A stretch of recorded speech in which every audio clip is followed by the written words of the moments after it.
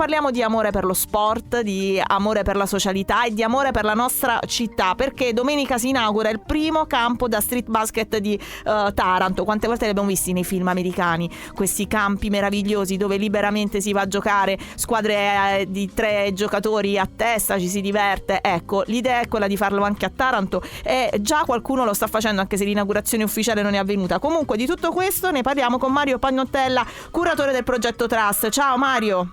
Buongiorno a tutti. C'è del romanticismo nell'idea di giocare così a basket all'aria aperta, nel divertimento, senza ingressi, senza pedaggi, senza pagamenti, come avviene appunto nei film.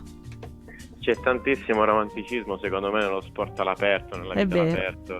È una cosa che ci ha riempito il cuore a tutta l'organizzazione, insomma, di questa iniziativa, perché anche nei giorni prima dell'inaugurazione, in questi giorni, alla fine abbiamo già aperto le porte del campo perché i ragazzi si infilavano dappertutto per giocarci. Che bello! Invece di creare un certo senso, no? Un senso di rabbia, no? Chiamiamolo così, ma ci ha invece riempito il cuore. Certo, vuol dire che funziona. Chi non ha scavalcato un muretto per giocare a calcio, a basket, qualsiasi tipo di sport da ragazzino, no? È vero. Secondo me è un gesto veramente romanticissimo, molto. Che è vero amore verso il luogo che si abita.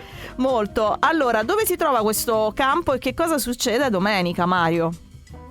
Allora, domenica c'è appunto l'inaugurazione di questo campo, si chiama Lost and Found, ok, che poi è perso e trovato, no? Significa in inglese sì, che perché era insomma un luogo un po' abbandonato, un vecchio campo abbandonato che sta diventando appunto qualcos'altro. Sì, e poi è anche ispirata, perché questo è importantissimo, da curatore del progetto mi ha riempito anche questa cosa il cuore, nel senso che c'è da fare mille grazie a Sneakers 76 e Sneakers Academy, perché questo campo nasce da un'iniziativa privata che vede proprio Sneakers Academy protagonista, che contatta Progetto Trust per proporre un'iniziativa insieme. E insieme, insomma, abbiamo pensato alla realizzazione di questo playground pubblico, che è sito in via Galileo Galilei, sarebbe dietro il Maria Pia, nei pressi del complesso Cola Siderta. Ok. E appunto da domenica 8 alle 10:30 ci sarà lo start di questo torneo di basket, che vedrà giovanissimi di vecchie glorie della Taranto del basket sfidarsi in un torneo 3 contro 3 che è proprio lo street basket, e poi lì ci sarà musica, ci sarà comunque aggregazione, vi aspettiamo, insomma, numerosi. Ok, ecco, appunto dicevi ci sarà anche la musica, quindi la possibilità di trattenersi anche per qualche ora, godersi la giornata, sperando che sia una bella giornata di sole, e godersi questo street basket in salsa tarantina, insomma, guardando giocare sul campo. Ma c'è in programma o nelle idee la possibilità che ce ne siano altri a macchia d'olio in città, o mi sto spingendo troppo oltre? No, speriamo di sì. C'è l'entusiasmo, insomma, che abbiamo percepito in città dai ragazzi che venivano già dei giorni di lavorazione in cui lavoravamo sul campo, è stato gigantesco, ci ha dato che forza, e sicuramente, insomma, sarà una cosa che proveremo a replicare in tutte le maniere.